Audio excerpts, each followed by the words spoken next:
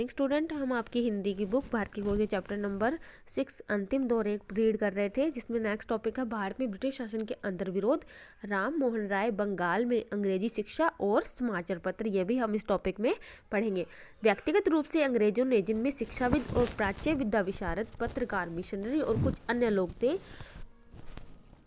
पाश्चात्य संस्कृति को भारत लाने में महत्वपूर्ण कार्य किया। यानी जो पत्रकार होते हैं, शिक्षाविद, जो अच्छी शिक्षा दिए होते हैं, इन्होंने ही, अंग्रेजों में कुछ लोग थे जिन्होंने पश्चिमी संस्कृति को भारत लाने में महत्वपूर्ण कार्य किया था।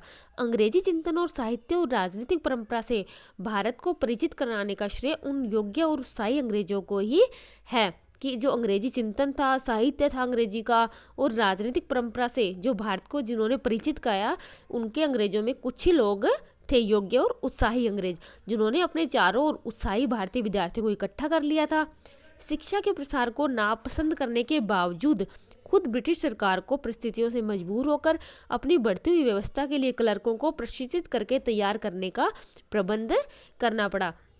यानी वो शिक्षा के प्रसार को नापसंद करती थी, लेकिन इसके बावजूद भी ब्रिटिश सरकार ने परिस्थितियों से मजबूर होकर अपनी बढ़ती हुई व्यवस्था जो थी, उनका जो राज्य था, इस बढ़ती हुई के कारण उसके कुछ भारतीय क्लर्कों को प्रशिक्षित किया और उसके लिए तैयार किया। इसलिए धीरे धीरे शिक्षा का प्रसार होने लगा।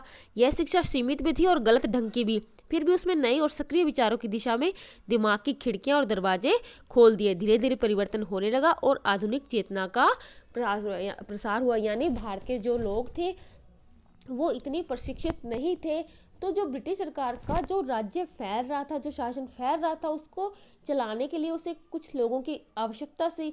तो उन्होंने अपनी जो उनकी जो शिक्षा थी, अंग्रेजी शिक्षा प्रणाली थी, उन्होंने अब भारतीय लोगों को प्रशिक्षित किया, उसके लिए तैयार किया कार्य करने के लिए, जिससे जो वो लोग थे उनमें अंग्रेजी शिक्षा का प्रसार हुआ, उनके दिमाग और दरवाजे एक तरह से खुलने लगे। जो पुराने लोग थे वो अशिक्षित होते थे, वो एकदम अंधविश्वास में रहते थे, वो चीज़ उनकी दूर हो गई और काफ़ी वो जागरूक हो गए। यूरोप के विचारों से बहुत सीमित वर्ग प्रभावित हुआ, क्योंकि भारत अपनी दार्शनिक पृष्ठभूमि को पश्चिम की तुलना में बेहतर समझते हुए उससे चिपका रहा। यानी कि जो यूरोप के जो पाश्चात्य संस्कृति थी, जो भी अंग्रेजी शासन की व्यवस्था थी, शिक्षा प्रणाली थी, उसमें बहुत सीमित, बहुत लिमिटेड लोग ही प्रभावित हुए। कुछ लोग ही थे जो इससे प्रभावित हुए, क्योंकि जो भारत के लोग थे वो अपनी दार्शनिक पृष्ठभूमि यानी पुराने विचारों को लेकर उसको ही काफ़ी ज़्यादा बेहतर समझ रहे थे अंग्रेजी शिक्षा की तुलना में, और उससे चिपके रहे।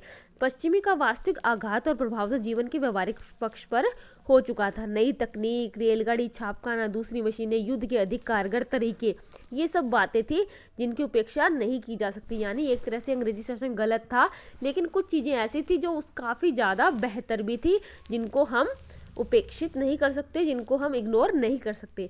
सबसे प्रकट और व्यापक परिवर्तन यह हुआ कि खेती व्यवस्था टूट गई और उसका स्थान व्यक्तिगत संपत्ति और जमींदारी ने ले लिया। जो खेती व्यवस्था थी, खेतीबाड़ी की व्यवस्था, वो अब टूट चुकी थी और उसकी जगह दूसरी व्यक्तिगत संपत्ति, व्यक्ति की संपत्ति और जमींदारी ने ले लिया। मुद्रा केंद्रित अर्थव्यवस्था का चलन हुआ और जमीन बिकाऊ वस्तु भी हो गई। पहले खेतीबाड़ी अपनी खुद की समझकर खेती की जाती थी, लेकिन अब जो है एक तरह से बिकाऊ बेचने की चीज़ हो गई। देश के किसी और बड़े हिस्से की अपेक्षा बंगाल ने बहुत पहले इन परिवर्तनों को देखा और अनुभव किया, क्योंकि बंगाल में ब्रिटिश शासन 50 वर्ष पहले स्थापित हो चुका था। तो जो भारत में जो सबसे पहले जहाँ पर प्रभावित हुआ जो परिवर्तन, वो कौन सा था? बंगाल था, क्योंकि बंगाल में जो ब्रिटिश शासन था वो 50 साल पहले ही स्थापित हो चुका था। तो इससे सबसे ज़्यादा बंगाल ही प्रभावित हुआ। 18वीं शताब्दी में बंगाल में एक अत्यंत प्रभावशाली व्यक्तित्व का उदय हुआ।